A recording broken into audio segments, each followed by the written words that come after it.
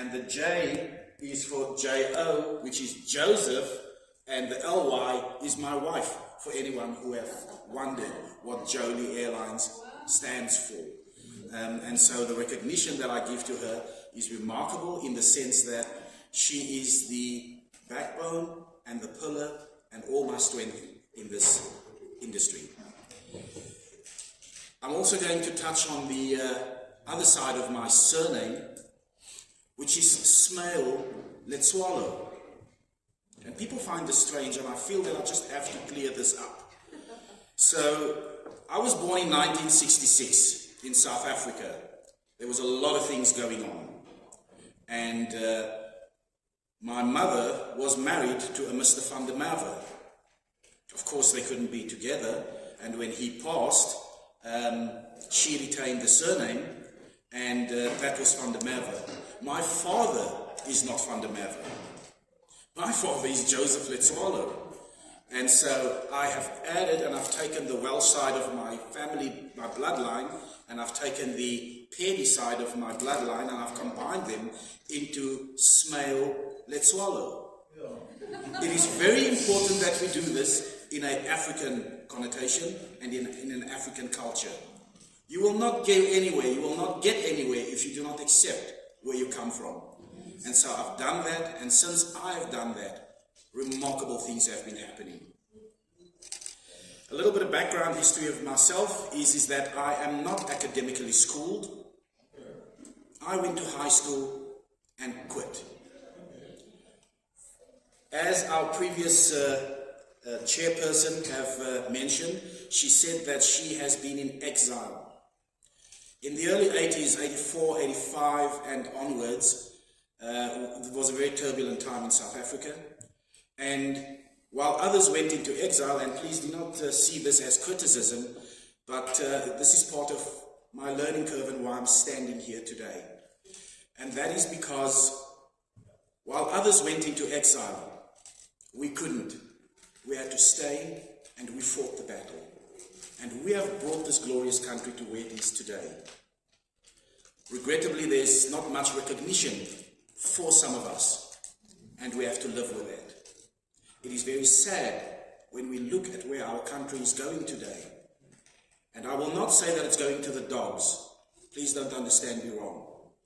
There are just some aspects and values which I stand for, which are not being put forward and promulgated and being exercised. And so I discovered that in order for me to bring about... Wait a second, your microphone's gone off. Let's fix it. The aviation industry today. And so I have discovered that to bring about the country that I would like to see, the Africa that I would like to see, the changes that we fought for to want to bring in place, I have to now go back to the trenches and do this all over again. So I'm standing here as an individual who has a vision, and I've added a date to that vision, so it has become a goal. And this goal is now my life's goal, is to bring about a better life, a better dispensation for all our people.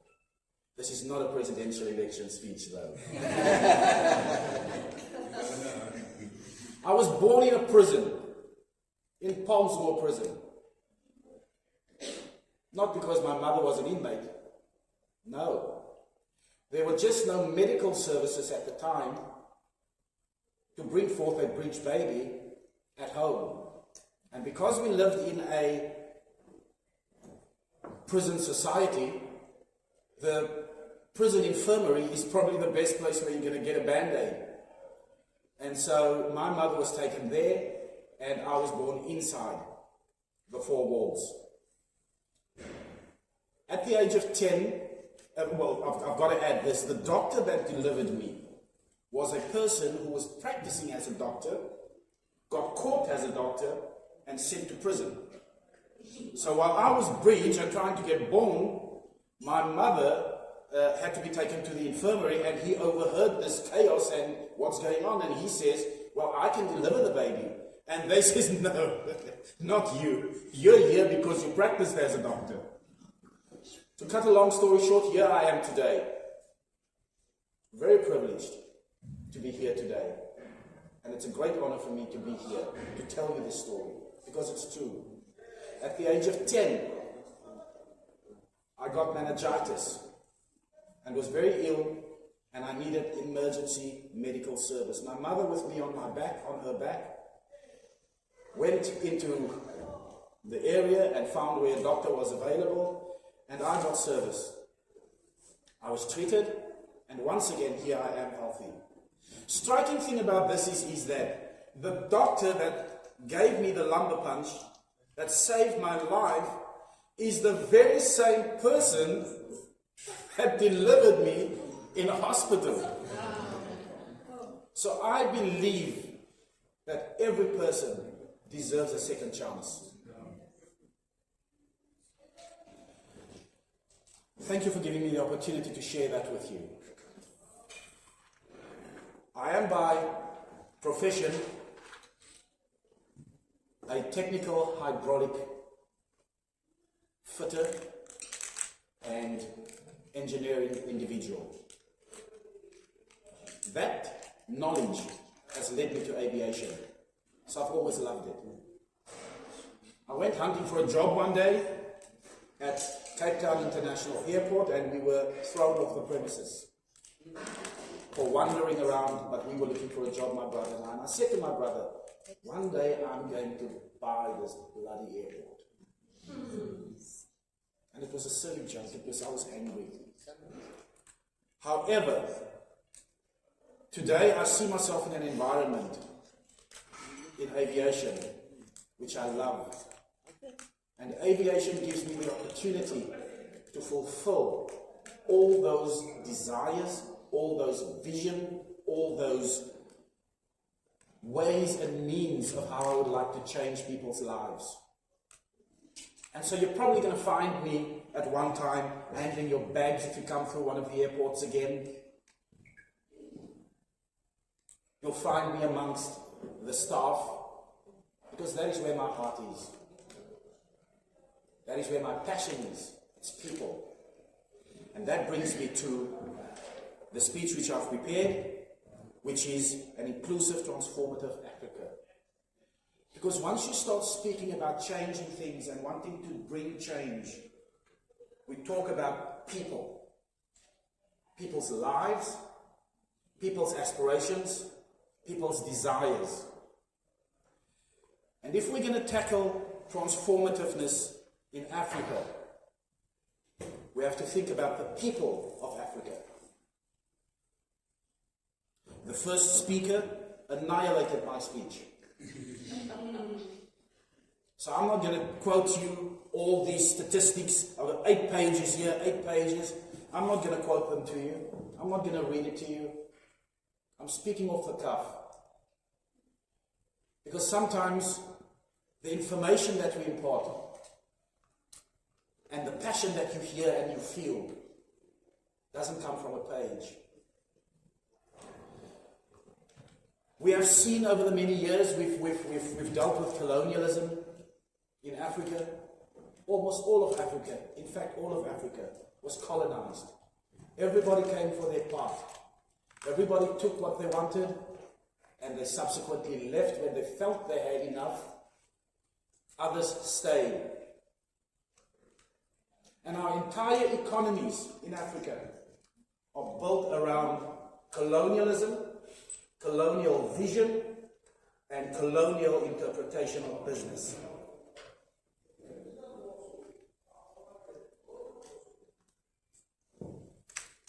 Companies have come to exploit business in Africa without caring for the African individual themselves. Our numbers in unemployment is rising constantly. Nobody's saying this on television, but I think we're in a recession. We're in a crisis. And the only ones making money are corporate business from outside.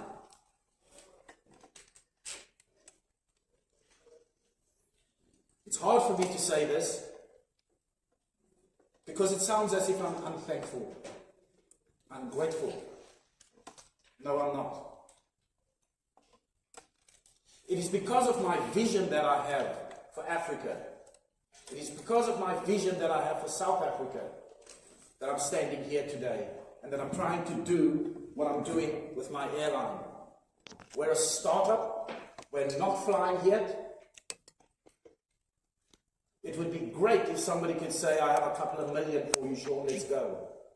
But it doesn't happen like that, unfortunately. It's hard work, it's tedious work, and I lay awake many nights thinking of how I'm going to get through the next day. But I'm glad to say that very, very soon, Jolie Airlines will be flying. And so I had to come back because of the current situation with our air service license, council, and the situation around the AOCs. And everybody in that industry is going to tell you, no, it's you should just do this and just do that. Unfortunately for me, it doesn't work that way. So I had to dig deep and go back to Africa to solve my situation. And this is why it is so important for me to consider Africans before I consider anything else in my business. We have unemployment rates in this country that are soaring. We have disillusioned young people, let alone talking about AI and going to the moon. With the greatest respect to you. To Mars. To Mars, yes, to Mars. They've done with the moon. And so these are things that are very concerning to me. Although I love technology, and I'm a visionary myself, and so I also am going to exploit this technology and introduce it into my business and become the most technologically advanced airline that you can find. But in order to do that, I have to step back a few steps and go back to humanity and think about where we come from and how Africa is suffering. Firstly under colonialism, and then they're all independent, and we have corruption, which is it's a disease in Africa. Amen. We could have Mr. Lumumba stand here, and he would give you an exact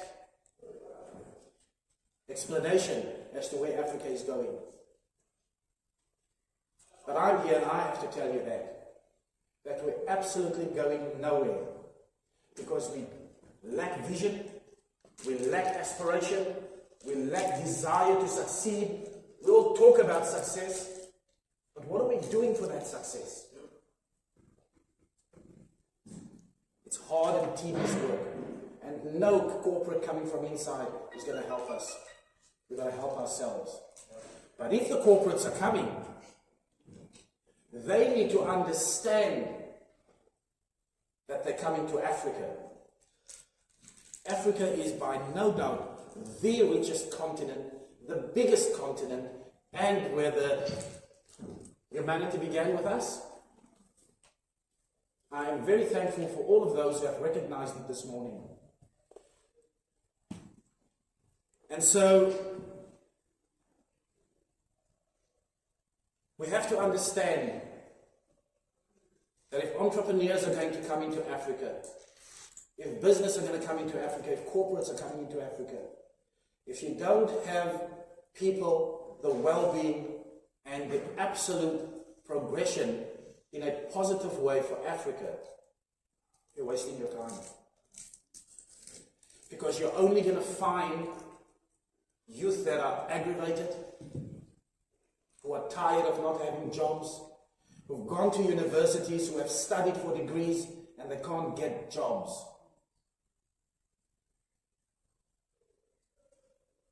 I'm not a politician to mention all these things. These things are standing out like a sore thumb.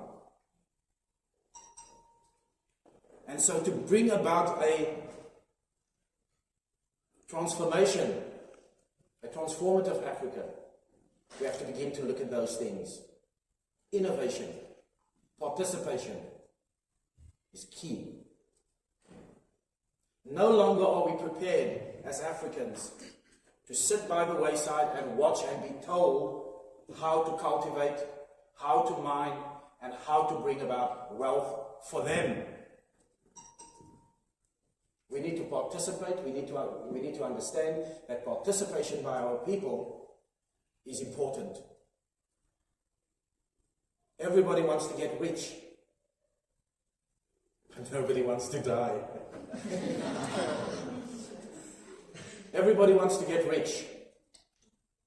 And no greater desire does African people have to also experience wealth. We're living under $1.25 a day, many of us. I've gone through hardships which I don't even want to mention. But there are people, while we're sitting in this room, that are experiencing that right now. In this platinum belt. The richest belt probably in the world, if Silicon Valley doesn't beat us.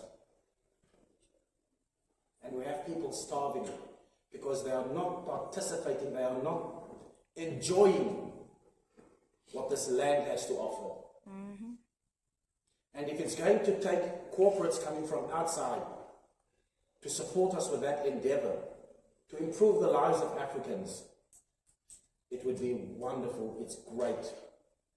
We see companies, when I came through this morning, just as the sun was coming out, and just when the sun was coming out, I woke up for the umpteenth time in the car, and saw Glencore had made a sports field there. A sports field. Oh, it's wonderful. Kids can play ball. They can kick about the ball. They can develop their soccer skills. It's wonderful. But nobody can eat it. You can't stick it in the bank. You can't get rich off it. So we need corporates that come into Africa to understand that when they do come, they need to transform and support transformation on our continent. I've mostly been speaking about South Africa to a degree, but this is the situation across Africa. Africa is by no chance, and it is the world's greatest oyster. Big corporates have known this for many years. We're the only ones who doesn't understand it. Not through ignorance, but purely just because you haven't even been given a chance. Mm-hmm. That's right. And so when we look at Africa and all the countries, I think there's 59 of them. Some are doing very, very well. Some can do exceptionally well. Others can do miles better. They've got great, great organizations in their countries, in their borders. And yet we still see poverty. Africa is the most struck continent by poverty. We've got the United Nations, and here are the figures in front of me. You'll notice I haven't even looked at my page. We've got the United Nations talking about numbers in Africa. They say that by, let's just get to that line. They say that by 2030, approximately 90% of people who live below the poverty line will be in sub-Saharan Africa. This is a prediction. But how do you view this prediction? Is it something positive that the World Organization is saying, the World Bank? Is it good information to have, to know how to go forward? They know this because they're going to keep you there. And the numbers will just increase. So we expect a revolution when companies in the future want to come to South Africa and bring their technology and bring their innovation. We expect a revolution. Anything short of that is chaos. And I'm not a proponent of chaos. I was in the past when I was a politician. I still speak like one. But these are facts. I can go through the rest of the list. They say worrying facts about Africa. They say Africa is considered the poorest continent on the earth. Thank God they consider us, because we're the richest. We have the most wealth. We have great technology. We've made strides and advances forward, but regrettably not at the pace of the West. The domination of the past is still in our minds, and we've got to get rid of that in order to bring about this beautiful continent. And so they say that particularly affected by the Africa are the weaker members of society, their children and women. Extreme poverty leads to hunger in Africa. More than a quarter of the hungry in the world live on the African continent. While it is a fact, it is a tremendous insult. I admired Dr. Kodera's tie from Egypt. We know that the Nubian kings and queens, where they come from. And yet we cannot stand up towards being exploited. We're the greatest nation, the African nation in the world. We must understand this, we must accept it, and you must know it. When you do business, understand this. It will take you leaps forward. This culture of a hat in your hand, banging on Anglo-Americans' door, must stop. Anglo-American must come with their hat in their hand to Africa. And it's just regrettable that I have to use Anglo-American's name. I didn't want to impose on any organization. And there's this new Popeye Act that they can totally destroy you with. More than 30% of African children suffer from growth disorders, such as stunting due to their chronic malnutrition.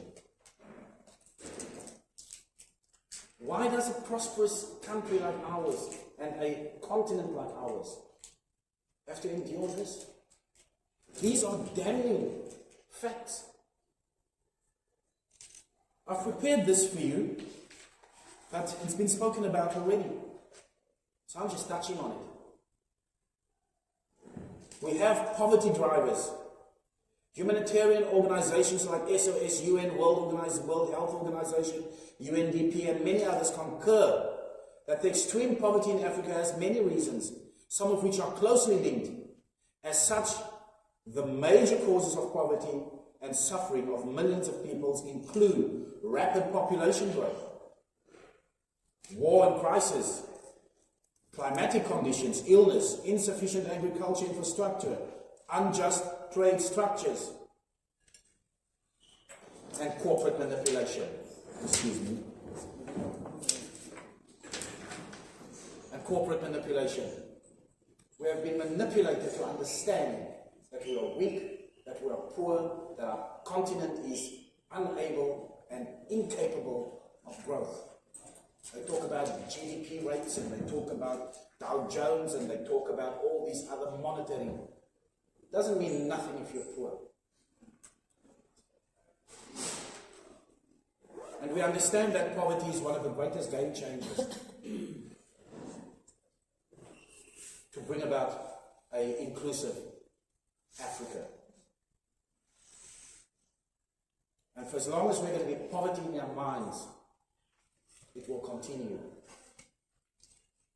So we can all forget about going forward in Africa if we're not willing to address these aspects. Got to stare them in the eyes. Once again, that is why I'm bold. I say this about myself. I've sat down for 14 years while I've researched aviation. And I've come to one conclusion. I have to start an airline. Starting this airline is the only way, or one of the best ways, for me to free my mind. and I've taken upon me the greatest challenging industry that the world can throw at you. Those who are with me, it's regrettable that my CEO couldn't come today. I am the president of the board and the chairperson of the organization, and so I now have a CEO sitting in Dubai. He had some challenges and he bailed out. Well, not bailed out, but he couldn't come, quite frankly. It was going to be great if he was going to be here. Be that as it may, the greatest challenging industry in the world. Why am I doing this? Because I want to show people I can? No. It's because I want to bring about a change for Africa. It's because I feel that the inclusiveness has not reached its level yet in Africa. And so I'm taking it upon myself to start the process. I'm glad for this opportunity that I have to stand here today to utter these words to you. They are not out of arrogance, they are out of awareness. This is by no means the best platform to address an inclusive Africa. The best platform. Because those that are here are looking to impact on the future. But we have to understand that if we're going to bring change into Africa, you've got to include the people of Africa.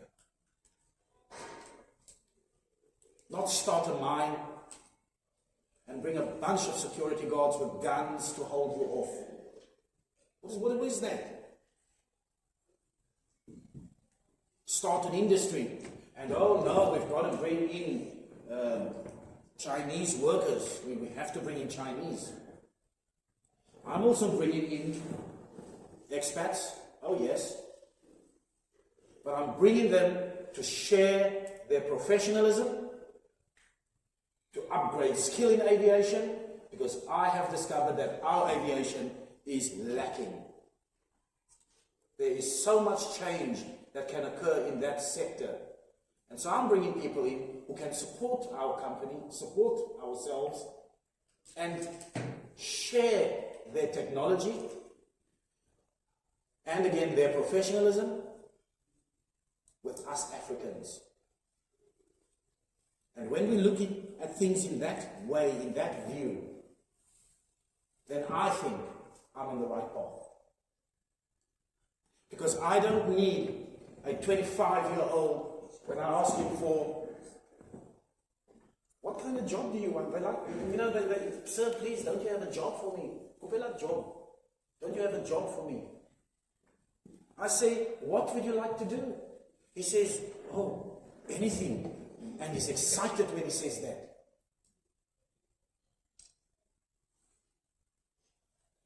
Absolutely no idea in which direction he wants to go.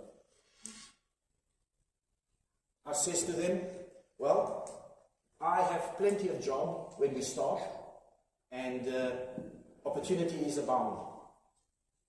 But you've got to decide decisively what it is that you want to do. Another one comes to me, he says, he's looking for a baggage handling job, and he is a weight.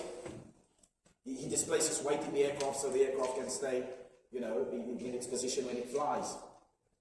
And I says, okay, no, fine, I got plenty of those for you. And as we talk, he says, because he's looking for money to further his studies. I says, so how much money do you think you're going to make being a baggage handler? What is it that you do? He says to me, no, I'm a graphic designer, and I do a bit of DJing and he's freelancing in a technological field. And we know that we're going to the metaverse. And I'm taking that company into the metaverse. And I need his skill. And I said to him, and incidentally, this person said, well, can I do a video for you so that you can see if you still want me? And I says, okay, yeah, you can do a video, do a jingle, do a jingle. He's playing with music and he mixes sound. And I says, do a jingle, like, Oma washes your clothes well every day. Oma washes your clothes well every day. A jingle on the radio or something like that. And the guy sends me a WhatsApp message the following day, and I see it's a video. And I open up the video. And I'm not sure, I didn't see the screen. I don't know if Lucy had played that little video. But that's the video the guy designed, that he manufactured, that he made. And that video currently is totally what Jolie Airlines is aspiring to become. And he didn't know that. And I quickly identified it. I'm coming to a point. I quickly identified it. And I said, I just got to snap this guy up. He's not even aware. He is so conditioned that he's not even aware how brilliant he is with the very least of equipment that he has. And we've got to accentuate such a person.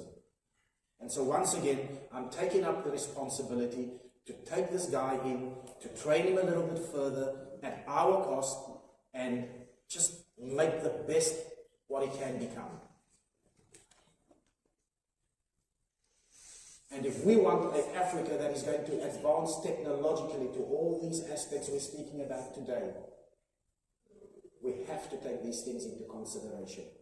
That you're going to come into an environment where there's lack of employment, where there is lack of skill in some degrees, where there's an oversupply of graduates with no experience. And when you're coming in as a corporate into Africa to do your business, this is what you got to understand. That you have a key role to play. And while we welcome all corporates and companies and corporations to come in, it is important that they must understand that Africa comes first. If Africa dies, the rest of the world dies. If Africa fails, the rest of the world fails, because all their economies are built on ours.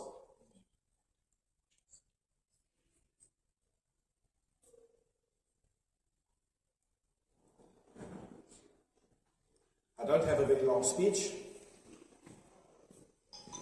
There are very well notable signs of life in Africa. And so we can take this inclusive component further into Africa. Africa is a buzz. It's exciting. Apart from our wildlife, there are a myriad of opportunity. There are still wealth underneath our soil. There's wealth above the ground. The opportunity is there. Just as we are excited about artificial intelligence and other aspects, we have to understand that Africa is a buzz. I would love to say welcome to Africa, but I'm not the state president. I'm going to say welcome to Africa as an entrepreneur, a person that sees how to bring about change and how to make Africa the true jewel that it is. And my airline is going to take the lead role. As far as I'm concerned, we'll take the lead role, and we're venturing into Africa. And we're going to make this continent the best that it can be. I thank you all.